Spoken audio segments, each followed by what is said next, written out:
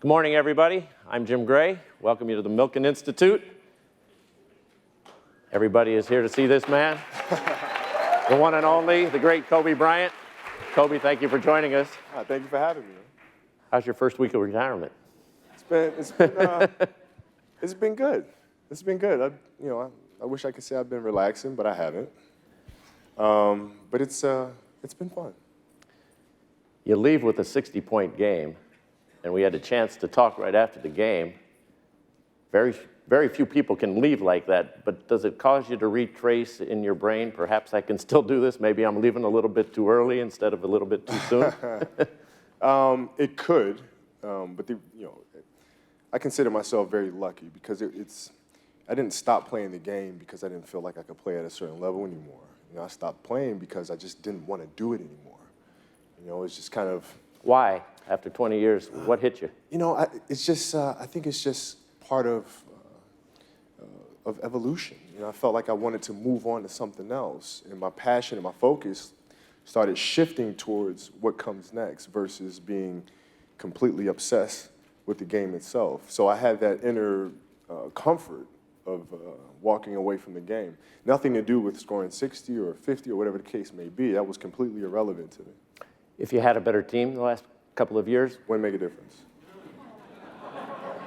Seriously, wouldn't make a difference. So I've had plenty of opportunities. 6, 7, 8, 9, or whatever might Doesn't have matter. come. Doesn't matter because when I made the announcement, made the decision, I kept tossing and turning with, all right, how do you know? And I kept thinking, well, I want this to be the last year, but we'll see what happens at the end of the season, right? We'll see what happens. If I get on the contending team, we win. But the reality is, you can't make this type of a decision based on outside circumstances, right? This must be a decision that comes from within. Either you want to play or you don't want to play. And the question, once I answered that question, it was very easy. Let's go back to the beginning. I remember when you came into the league, and I remember you playing in the bowels of the spectrum as a very, very little boy.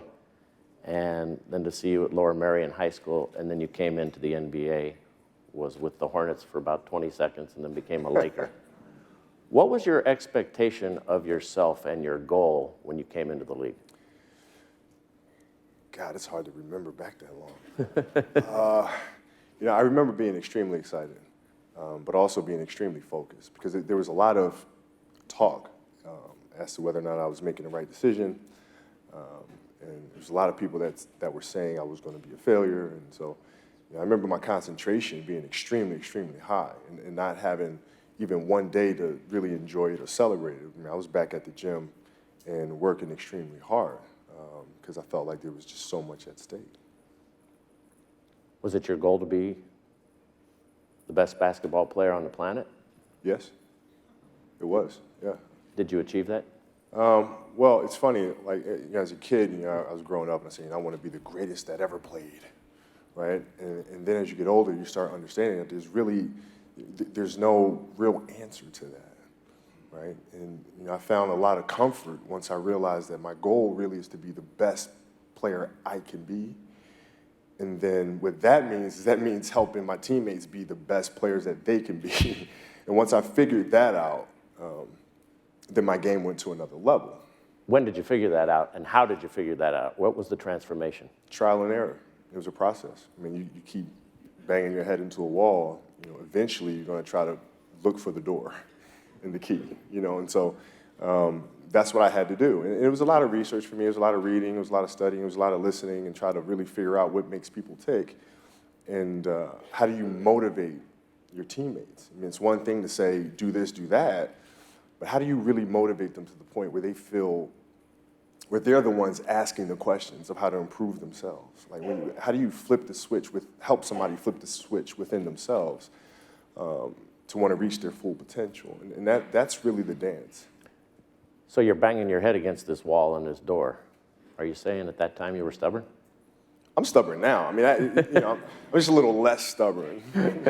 I'm stubborn with a greater sense of perspective. How about that? When they came to you with questions, how did you know how to motivate and who you could push and who you couldn't? Was that also trial and error? Yeah, it is, and it was. But for the most part, what I had to become better at was just listening. Just listen, right? The guys they'll tell you how they're feeling. They'll tell you, where their insecurities lie, where their strengths are, and you just have to listen and have to really understand it. And it's hard in professional sports because, like, if you watch a game, you watch teams warm up, right? You'll see players. Most of the players are really locked in internally, like they're locked into their own situation, their routine, right? And what I started doing is I started stepping back, and instead of working on this shot, that shot before a game, I started watching, what is Powell doing, what is Lamar doing, what's D-Fish doing. You can kind of see, what their temperament is. So it's listening, and it's also observing and taking that all into account. So what's it like to be you? I mean, very few people, Michael Jordan, Wayne Gretzky, Joe Montana, Tiger Woods, are at Tom Brady, are at the pinnacle and can walk around with this moniker of the best basketball player on the planet, the best anything on the planet. You don't have a moment really to yourself. It's impossible to have a conversation with you anytime unless we're sitting in your home because there's a crush. Mm-hmm. Everybody wants your time. So I'm just wondering, how do you handle that, and what's it like to walk around as you? Well, it's there's that aspect to it, but there's also the aspect where you really have an opportunity to make a lot of people happy. They come up to you in the street, shake your hand, they want to talk about being at the 81-point game or the 60-point game, and you get a chance to make a lot of people happy. So it's easy to look at the negative side of those things, but I think the positives vastly outweigh the negatives. Did you suffer because you were so myopic, the tunnel vision, and wanting to attain your goals? Suffer. No friends? Yeah. No. These are his words, folks. Yeah. Not mine. A lot of that's tongue in cheek. I mean, it's obviously I have friends.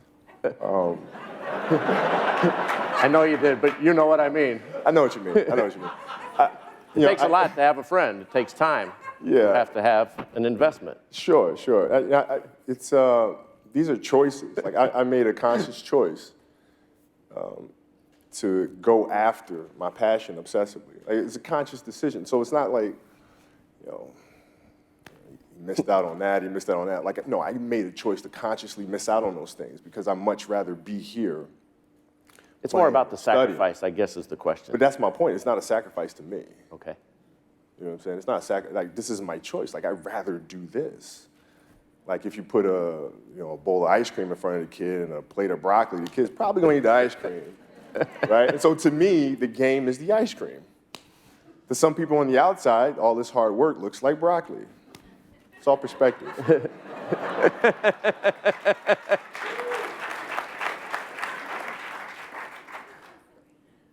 You had a lot of ice cream in a different way. A lot of ice cream.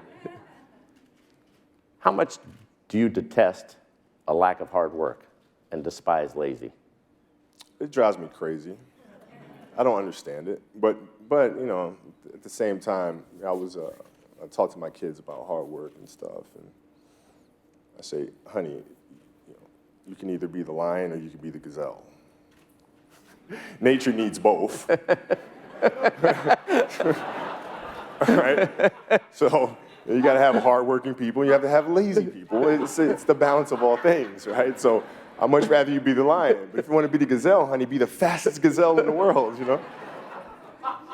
How did your kids take that conversation? I'll be the lion. That's my girl. All right. So when you saw that you couldn't motivate others and they were lazy or they didn't put out the same effort that you had in yourself and expected in them, how did you respond? Well, I go up to Phil's office and Mitch's office, and we have a nice salary cap conversation about how we can move these players and get them out of there, pack them up and move them out. So you were the general manager?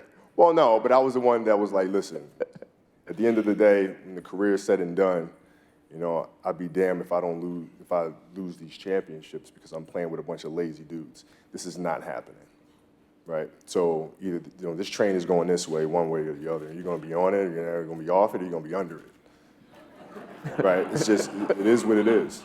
It is what it is. So if I like to motivate players to be better.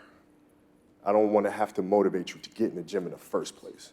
If I have to motivate you to get in the gym in the first place, you're probably playing basketball because it was easy for you or whatever other reason. That's not your true calling. That's not your true passion. Maybe it was something else. Mm-hmm. And, I just want to help you find it someplace else. So I'm really like doing them a favor. How would you describe yourself as a teammate? Well, extremely unselfish, as you just saw. Like, I'm helping them out. So, I mean, what more can I do, man? Congratulations. Yeah, thank you. Amplify on that, if you would. Would you put your arm around a guy? Was it always tough love? How would you go about it? You have to balance those things. So, every teammate responds differently, right? Like, Powell responds differently. You have to be able to push Powell, needle Powell a little bit, understand when to put your arm around him and talk to him. And, it's a fine dance. I mean, you can't treat them all equally. And it goes back to listening. You have to be able to listen to the guys and understand who they are as people, what their journey has been to get to this point. And then from that, you can make decisions in the moment of how to respond to certain situations with them. How did you do that with Shaq? Well, with Shaq, it was interesting. With Shaq, I had to challenge Shaq all the time. All the time. I mean, we'd be in practice, and, Mark Madsen, who was on the second team, and, Mark would be, Mark's, like, full of energy all the time. And, like, we're coming off of a back-to-back, and Phil never gave us days off, right? We show up to practice, and Mark's just running into Shaq, and just, Shaq's just trying not to get hurt at this point. And, I would just go to Phil and say, Phil, hey, put me on the second team. So he put me on the second team, and now I'm playing with Mark, and all it takes is just one thing. I said, Shaq, you are not the most dominant center of all time. You're not even the best player on the team.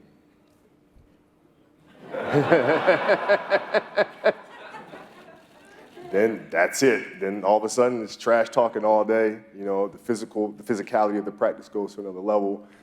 And, poor Mark, he just like demolished poor Mark after that. But that's how we But you were being serious, weren't you? I was kidding on the level, but there was a serious vein in this. Well, you can't talk trash and say things that are just unrealistic. You know what I'm saying? Like I'll play in, there was a game in Utah during the playoffs, mm-hmm. back in the day. And I'm taking the ball out of bounds. It's like the fourth quarter, and the fan yells behind me, goes, Kobe, you're garbage. I turned around and I said, dude, be more creative. Like we both know that's not true. Like say something that's kind of somewhat realistic, that can like needle me a little bit. So what's the best thing you heard from a fan? That guy in Washington, did he drive you crazy? No, I was too young for that. Like I was on the bench, I watched him drive everybody else crazy. But when 2005, 2006, I would get, you can't win without Shaq. Okay. I had no response, right? So I had to just bide my time until. But I remember that fan, he was in Sacramento. I do. Sat right behind the scorer's table. With the cowbell? After 2009, I went back and said, hey, I see you. Yep. And there's somebody we see here in the front row that I want to acknowledge, I want to thank. He's made it better for all of us. Yep. That's Commissioner David Stern. David, thank you for joining us. It's, I grew up, when growing up overseas, the game wasn't as global then as it is now. And so my grandfather used to record all the games, send me all the games. But the thing that, I don't even know if he knows, but the biggest impact that he had on me was the NBA entertainment division. Because all of the videos that they used to put out, the history of the game, the Golden Greats, the back-to-back videos, the Come Fly With Me, the Larry Legends, and all that stuff. And I used to sit at home and just digest these things, man. just digest them. And so, I learned the game so much from those videos. And obviously what he's done for the game now, I mean, it's so international, it's unbelievable. So. Let's go back to Shaq for a moment. Did it work in terms of motivation, and did you get more out of him, or did it just cause this gulf that became so wide that it was impossible to coexist? No, we were smart enough to understand what we were doing for each other. Like, we knew that we needed each other to be successful. And the tension that we had with each other created an environment of brutal honesty. Brutal honesty. Like, my teammates felt I wasn't passing the ball to them, I didn't see them, they'd say it. If I felt like Shaq was completely out of shape, I'd say it. And so that trickled down throughout the entire organization, where this brutal honesty for the benefit of, for the goal of winning a championship was what we stood for. So from the outside, you see this tension, you see this friction, but internally, we understand that this is getting us to this place. So it worked just fine. So then what caused the ultimate fracture? You can't win without Shaq.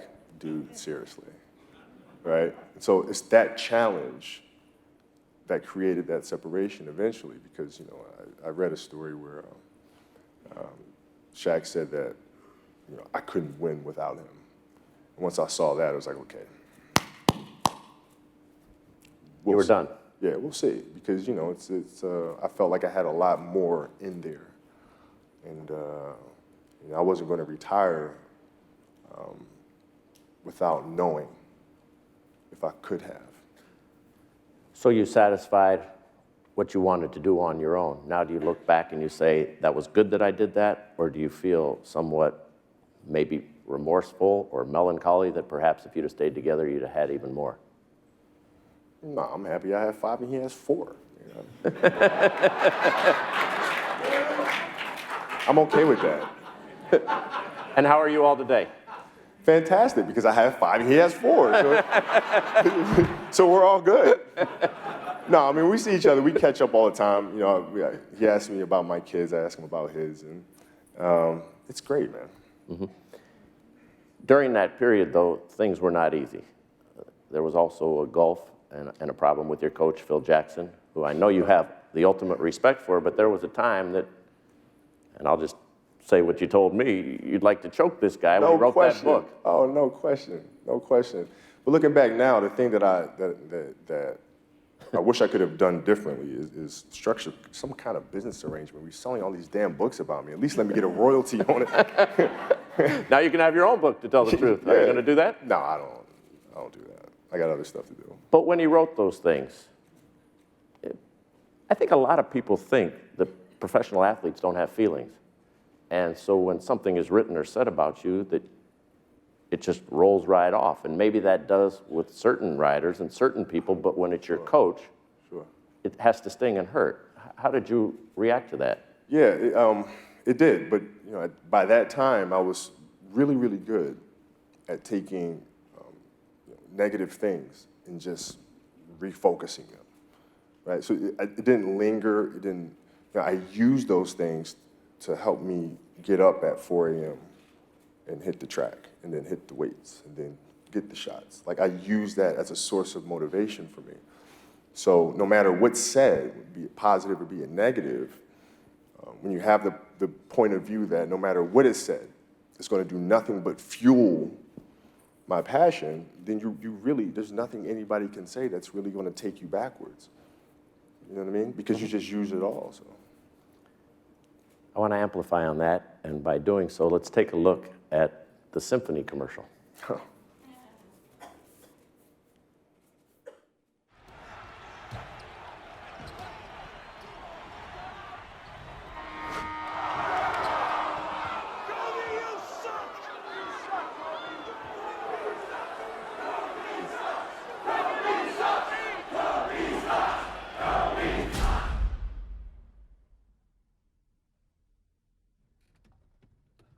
I've been hating you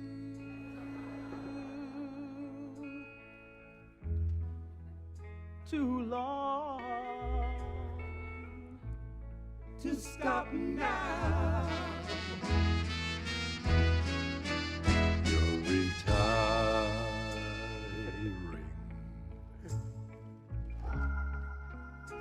want to be free. My hate was growing stronger as you became a habit to me.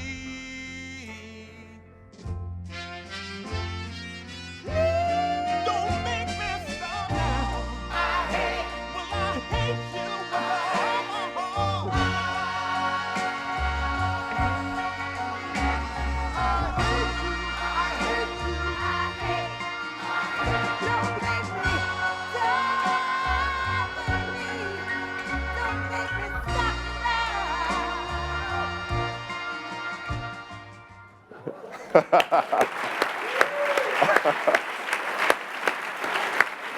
That's brilliant. Was that your idea? The core of it, yes. So once we sat around, I came up with the idea of what hero villain represents.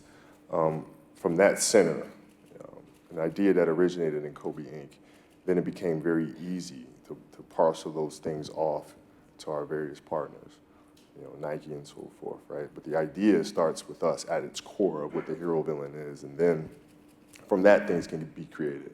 Explain the hero villain. Hero villain is a simple philosophy of how do you channel the villain to unleash the hero? How do you use darkness to create greatness? That's the premise of it. So why do you think you were booed, particularly that night in Philadelphia? And we did the interview together at the All-Star game. And you played very well, and you're from Philadelphia, and the boos are pouring down while we're doing this interview and while you're wrapping up the game. And it set me back, and I'm not you. Yeah. Well, I mean, so what are you thinking while this is going on, and are you wondering why? No, that's tough. I mean, Philly's booed Santa Claus before. Seriously, like literally. So no, I mean it's. But you're still young and impressionable at that time, or at least, not the warrior, traveled, hardened guy. No, but that drive was still there, man.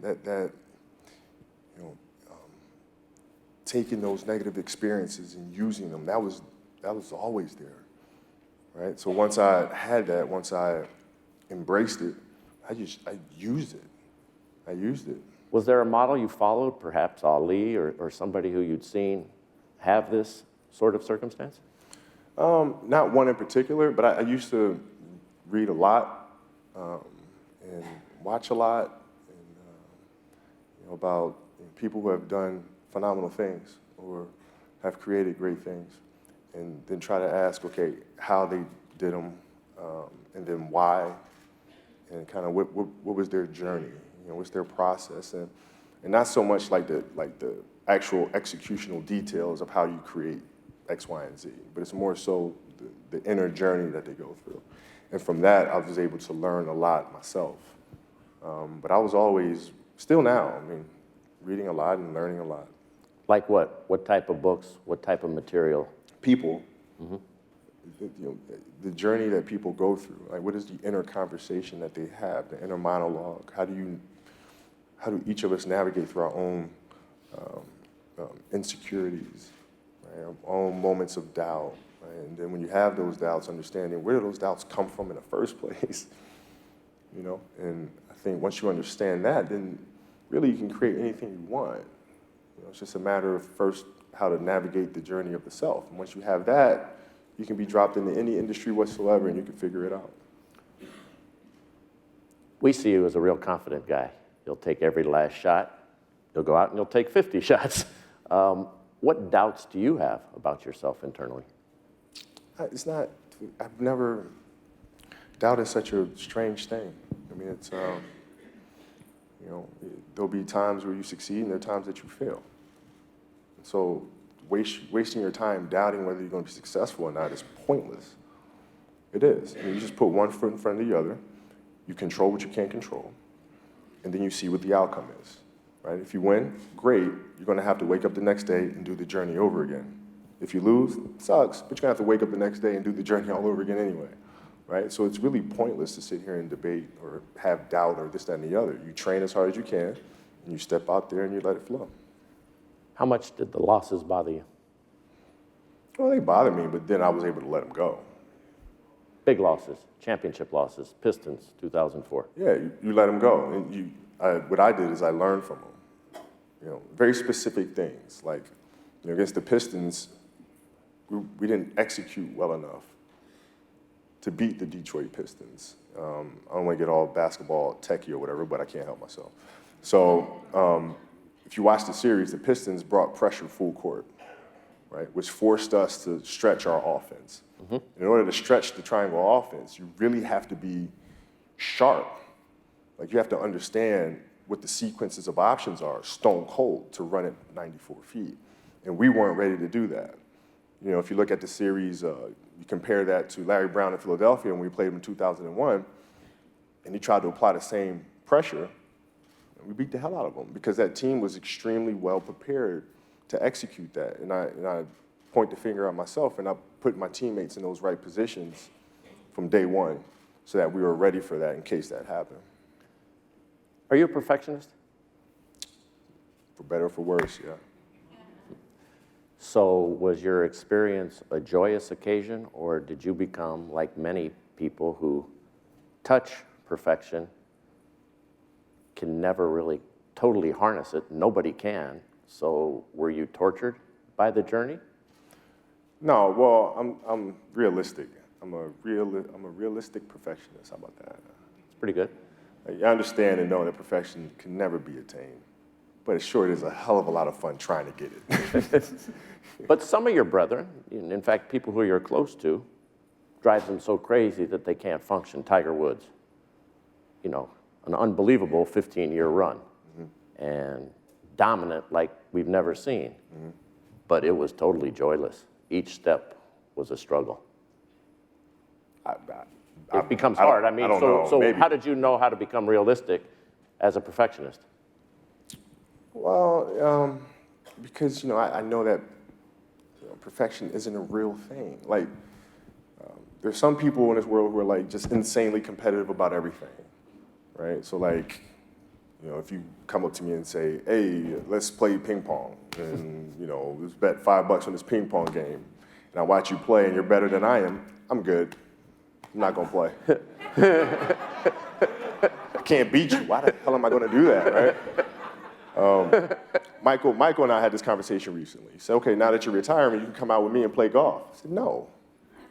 He said, "You're gonna have to play golf." Yeah, not with you though. I mean, because I've been playing since college. Like, you want to get me out there and just kill me? Like, no, I'm not a golfer. I'm not gonna play. I'm a realist.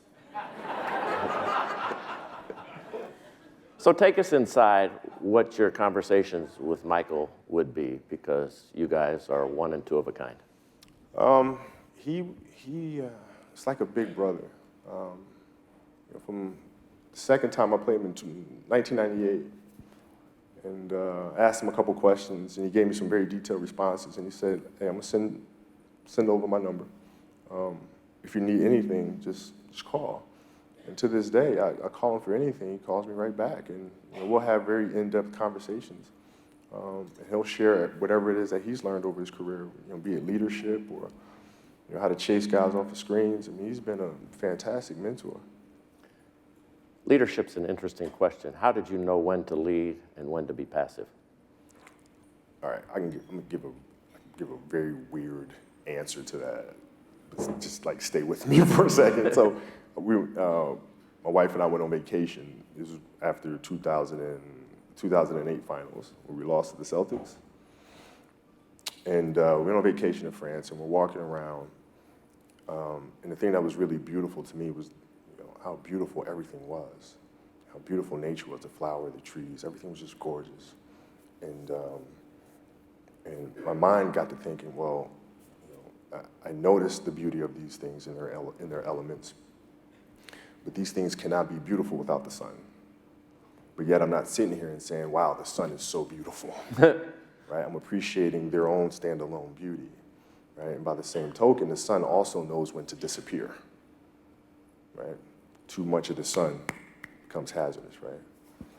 And so that helped me understand how to lead my team, right? So when you come back in 2009 and you watch the Lakers play, you're not watching Lamar Odom play and saying, wow, he's great because Kobe's there. Kobe's making him better, right? That's not you know, you have to sit and watch the game and appreciate Lamar Odom in his own right, Powell in his own right. So as a leader in practice, you're there, you're helping them grow. But you also have to know when to go away, right, and let them grow on their own. And so that walk kind of helped change my perspective on how I approach leading. So you were still learning, and that's 12 years into the journey. The Still sunset or the learning sun. now. Yeah. Still learning now. So when you backed off, and people would say, he's not leading. No, I just thought they were just very stupid people. Okay. But you read that. Yeah. You'd see that. Yeah. And obviously, you read and saw a lot more than you ever indicated you read and you saw. No, no, seriously. I just got, you know, you know, the commentating and the broadcasting a lot of times is just it's like very surface information. It's like things that are very easy to digest. Like, okay, you make your teammates better by passing the ball. All right, you pass it to them and they miss 30 times. I mean, that's, you know, right? The key is not passing the ball. The key is how do you motivate them so that they stay in the gym an hour after practice, shooting shots and making shots so that when they do get the ball, they're ready to knock it down. I mean, you know, that's making people better. Is how do you get them to want to be the best version of themselves? That's making somebody better, truly better. So did what we say or what the media wrote piss you off? Bother No, you? I found it funny. Seriously, laughed at that wasn't like a source of motivation for me. It was always like kind of like the cherry on top, where I can just kind of needle you guys every now and then when you guys were wrong. But it never really motivated me. If I needed it, I'd use it. But it wasn't something that drove me day in and day out. Explain what it's like to focus and to have that vision, or maybe even a little wider than the vision of what's necessary to win.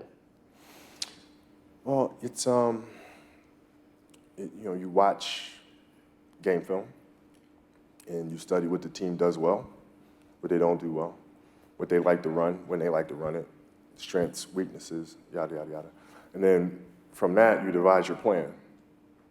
And then you go out and you try to execute that plan. And now, after you have that plan, you also have to have a backup, right? Because you have to count on them making adjustments, right? So if they make adjustments, I have to be able to go to Powell and, you know, being prepared, I have to go to Powell and say, okay, they did this like we thought they were going to do, like we talked about it. Now let's go to this, right? So it's nothing more than homework. I don't have to rely on imagination or being creative to be creative. You sit down, you watch, you prepare, and the answers are literally right in front of you. You know, just taking the time to sit and watch it. Was winning the only thing that mattered to you? It was at the beginning, but after that, after a while there, and particularly after 2008, it became getting the best out of the other guys that I'm playing with. That became my mission. And funny things, once that happened, then we started winning. So I believe, knowing you, that your greatness is in your future, that it's not in the rearview mirror of what you've done on the basketball court. How are you going to apply everything that made you what you are and got you to this point now in Kobe Inc. and your after basketball life? Well, I mean, the hardest part for that has been trying to figure out what comes next. You know, it used to terrify me at 20, 21 years old, looking at athletes who've retired and really have nothing to go to. You kind of try to figure it out. Like you retire and then you say, okay, I got to figure things out. And I didn't want that. You know, so at the age of 20 and 21, I started really reading a lot and trying to like find what do I love to do. And you know, I was fortunate but unfortunate to have these injuries. You know, with the Achilles, the shoulder, and the knee. I say fortunate because it gave me a lot of time to think. It gave me a lot of time to sit. It gave me a lot of time to say, man, my career could be over right now. And all of this work that you've done, trying to figure out what comes next, you're unprepared for, right? I didn't want that. So I kept thinking, asking the wrong question, what's the biggest industry I can get into? What industry I can get into that has the biggest upside? Wrong question. And then I started asking, what do you like doing? What do you love to do the most? I love storytelling. I absolutely love it. Love it, love it, love it, love it, love it. And so that's what I decided to do. So you want to tell stories now. And I you wanna tell started with your stories. own story, which was Muse, which was on Showtime, which was a terrific documentary. And if you haven't seen it, Thank you. I recommend that you get it on demand or go to showtime.com. Thank you. That was your first start. Were you pleased with that effort? Yeah, I was. It's storytelling gives you such a broad lens.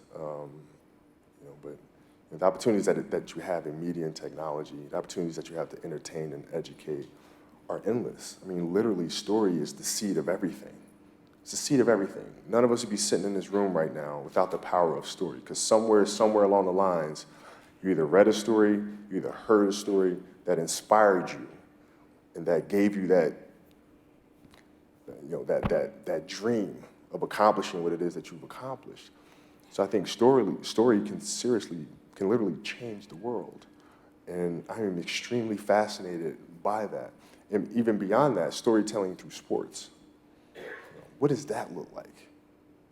You sit there and I'm sure a lot of us have, many of you have kids at home that play sports. You tuck your kids in the bed, you read them a book.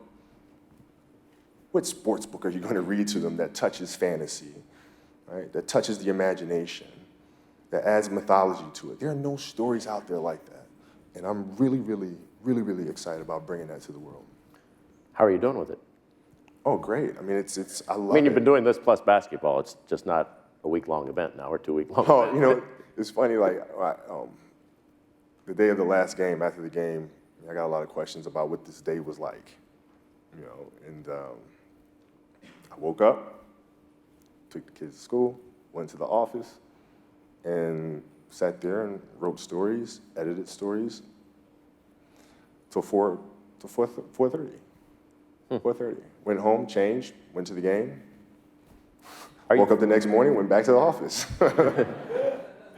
Guess it wasn't too much different than what you had been doing other than basketball wasn't involved. The point is, and I really want athletes to understand this, is that you really have to work hard to figure out what comes next. Like for some of us, like we were born and basketball was here. Like I started playing basketball when I was 2. And for a lot of us, it's really easy, that first phase, but it's really, really hard to find something else that you love just as much or more so, right? And that's really the key. It's not keeping yourself busy. It's like you have to figure out what it is that you really want to do. Like wake up in the morning and say, I'm excited to go do this. What is that? Once you figure that out, everything will be fine. You think you'll have that same passion? Well, I have it now. I mean, I can't, I'm really, really, really, really fortunate to be able to sit here and say that. Like, I love being here with you fine folks, but I'd rather be at the office writing stories right now, honestly. So much I enjoy this fine company. Maybe that'll change with this question. How many of you folks out there would like to be in business with Kobe Bryant? Raise your hand. They're like, I don't know, after hearing some of these leadership stories, man, I don't know if I want to be A lot of hands there, Kobe. I'm sure a lot of those people have stories. Maybe you'll tell their stories. I want to go back to a couple of other things here. Best player you ever faced? We count Michael Jordan in that, or no? Sure. Yeah, it's Michael. He would be ever, right? Yeah, Michael. Michael, no question. And now, current day? Let's see. The hardest player I had to defend was Kevin Durant. He gave me the most problems because of his length and his versatility. He's the one I had trouble guarding the most. I remember when Julius Erving, and you may have been at that game, did that great dunk under the rim against the Lakers in the finals, and Magic was standing there, and Magic has a very famous quote afterwards. He says, we really didn't know what to do. Ask him, would he do it again or inbound the ball? So I'm wondering who you admire and like watching and became mesmerized with while you were on the court and said, geez, that guy really just did that? There's a lot of players. I mean, there's a lot of players that have done things during the game where I was just like, damn. It's a nice move. It's a nice move. And I'll tell them, I say, it was a nice move, but I'll be ready for that next time. But is there you appreciate it in is there the moment. somebody who causes you to style? Steph Curry? I mean, he seems to have captured the imagination of the country. And Yeah, but they the point is that there's so many great athletes and players. Like Steph Curry does that. Westbrook does that. Kawhi Leonard will do that. Damian Lillard will do that. I mean, there's a lot of players that will just do something that is just so phenomenal, and they make it seem so easy that you have to appreciate it. So it's happened over and over with me over the years.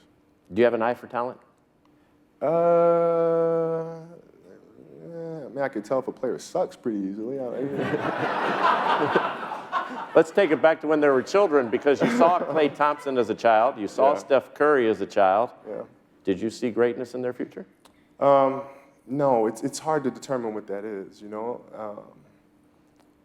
I did a Nike Skills Academy years ago, and Steph was one of the players there, and he just kind of flew under the radar, you know, because you can see how a player shoots, you can see how he moves, how he passes, but what you can't see is you can't see what's in here. You know, you can't see the inner determination that they have, or their ability to navigate through their own emotions. That you can't see. You have to be around a player. You have to see them go through things, and you have to see how they handle it and how they channel that sort of stuff. So, you know, that part's very hard to read. So what's this final year been like for you? We've seen the adulation. We've seen the full circle. You've gone from somebody who they cheered for as a real young man coming out of Lower Merion, to being booed, to being hated, to the hero villain, to 5 championships, to now this outpouring, which has been unbelievable. How has it been to receive this? It's been an amazing feeling to have this year where, you know, I can say thank you to them and vice versa, because they've really pushed me to try to be the best version of myself. And to have all those years where we've had these rivalries and these heated confrontations that all come to this point where we can kind of look at each other and kind of, you know, salute each other, it's been great. What did you expect? Did you think this would occur? No. No, I was really surprised. You know, first game after I announced it being in Philadelphia, and the reaction and the ovation that I got there was really unexpected. I can see a little welling up here in your eyes. Was there somebody or something along the way that touched you? Let's not go that far. Perhaps the lights are just bright. Was there something that touched you, however, along the way? Yeah, the game in Philadelphia really did, because there was like ushers that were there when I was like a baby, you know what I mean? And they remembered me when I was a baby, and you know, my coach was there, a lot of my high school teammates were there, and high school friends were there, so you know, being in that environment was very emotional. To have been, like the commercial suggested, you hate me, and I accept that, and now to be loved, is that a hard adjustment? Well, yeah. I mean, you played the other one pretty well. It worked for you. Yeah, I'm more comfortable in that, you know, especially when it comes to competition. Yeah, it took a little bit of adjusting. It was a little uncomfortable. I'm not quite sure. Do you wave like this? You like kind of like, you know, what do you? You know what I mean? Like, I'm not sure what to do there. You just kind of like, you know. So. How is your family dealt? The hate part's easy. You just. How's your family dealt with having to share their father and their husband with the world? No, they've been great. You know, they've been around me, you know, doing the training and recovery. Like, they've been a part of the process, you know. And they were really happy. You know, the last game when I scored 60, it was like, whoa, Dad, what was that? You know what I mean? Because they hadn't seen that, you know. And so it felt good to kind of take them down memory lane a little bit and say, you know, your dad used to be really, really good. You know? Didn't have to go to YouTube tonight? Yeah, no, you didn't have to go to YouTube tonight. Tonight you can see it live in person. So it was like, that was awesome.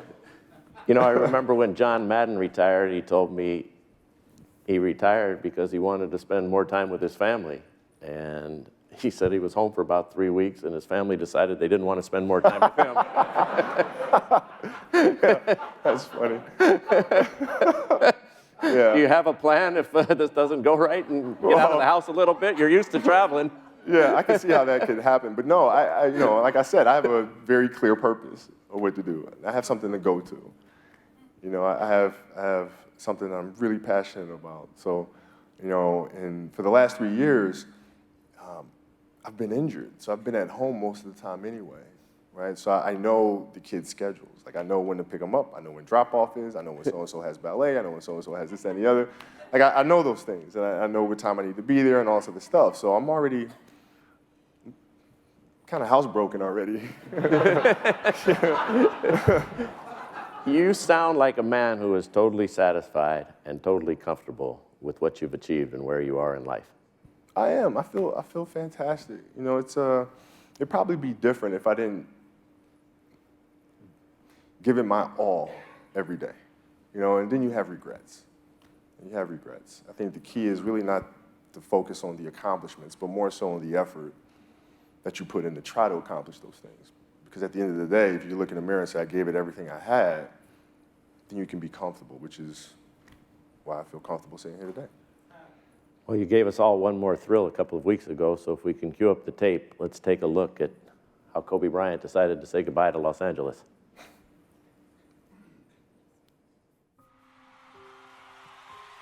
Five-time world champion Kobe Bryant.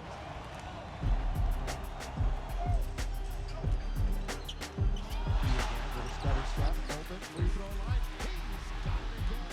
Bryant. Kobe goes to the dribble. Kobe underneath, reverse slam is good. And one. Up it goes, and down it goes. Kobe. Gets a two. 4 in a row for Bryant. Look at Kobe. Give me the ball. Feeling it. Firing. Oh, got them all.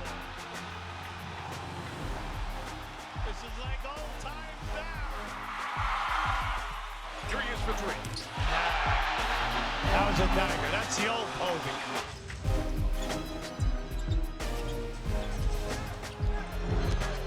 Kobe baseline over Neto has 32.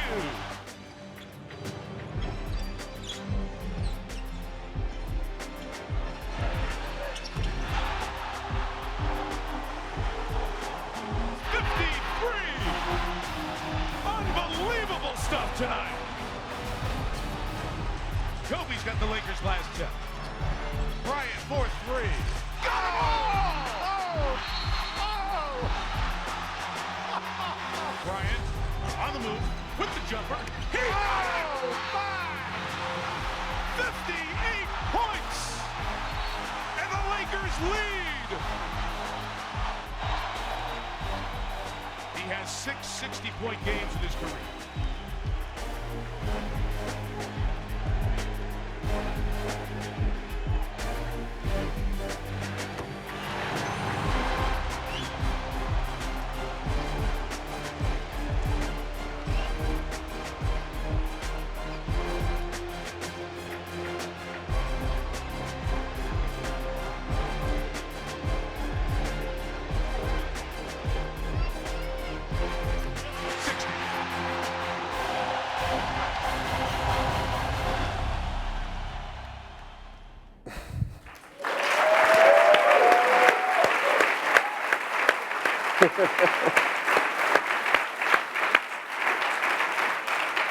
Had you reviewed that before, or is this the first time you're seeing this? No, I watched it and I was like nitpicking, like, man, I should have had 80. I'm looking like at the certain balance, the one shot, the three-pointer I hit at the end of the game, going left. It was like, there's no kids in the room, so you don't do this. But like if you're riding on a bicycle and you're a kid, Yeah. you ever play this game with your friends where you have to throw a rock and try to hit like the telephone pole? So as you're moving this way, you kind of have to throw it back. Right. Right? Because if you throw it directly this way, you're going to miss it, right? So you kind of got to throw it back. And so hitting that shot, I literally thought of being on the BMX bike and trying to hit one of those things. Seriously, because if you look at the shot, I'm sliding left. So I'm off balance because my legs are tired. So I had to pull the follow through back. So I had to shoot it back a little bit for it to have a chance to go in. So inspiration comes from everywhere. It didn't look good in that game for quite a while. How did you will your team back and you scored those 17 straight points and had a huge fourth quarter and they got out of your way, if that's the right term, but you were exhausted. How did you do that? Well, because there's no tomorrow. It's Literally. Literally. I mean, it's like, everything that you have, you give. But now, like, I've made the decision to do that. Right? I'm comfortable going past exhaustion. Now it becomes an executional thing. Okay, make sure you're having your balance on your shot, right? Making sure you're reading the defense correctly. Make sure you're taking your time. Like it went back to like the basics of the game, how to handle screen roll, where a double team's coming from, right? All those little things. It wasn't a championship, but on an individual level, was it possibly as exhilarating? Yeah, I mean, because this is what the fans came to see. You know, it was like, this was the moment to say goodbye, and I wanted to be able to say bye. And I called my wife before the game, and I said, it feels like everybody wants to be sad. I'm not sad. Like, hopefully we can make this night some type of celebration where I can give them something where they're not thinking about the fact that this is my last game. Like, they're just thinking about, this is a hell of a game to watch, and fortunately it worked out that way. And what was the car ride home like that night with Vanessa and your children? Oh, well, Vanessa's funny. It's about time you played like you used to play. And the kids are like, man, that was awesome. That was awesome. But those free throws there were funny because it was... You wanted 60. You knew where you were. It would be so anticlimactic if I missed that free throw. But if you contrast that with the 81-point game and the free throw that I hit there, I remember taking a free throw for the 81-point game and looking and seeing all the fans standing up and watching. And then flip that with this one and standing at the free throw line, all I saw was the back of phones. I had to refrain from smirking because it was just like, damn, I'm old as hell. Like, last time this happened, it was just eyeballs, and now it's like the back of phones, and like, it was crazy. It was like a sea of phones. When you had the 81, you grew up in Philadelphia, in that arena. You saw that picture every time you went into the Spectrum of Wilt with 100. Yeah, Hershey, Pennsylvania. That's where you think about that when you had your 81? I thought about it after. And I thought about all the times I was a kid and I dreamed of scoring 100 points. Like, I dream about it and I try to work it out in my brain. Like, this can logically be done, right? Because if you score 20 points the first quarter, now you're on fire. Second quarter, you have 20. Because if you score 21 quarter, you can score 20 another, right? If you score 20 the first, score 20 the second, that's a 40-point night already, right? And so now you're rolling. So at that point, the momentum just feeds upon itself. So now you come out the third quarter, get off to a good start, might have 10 quick points.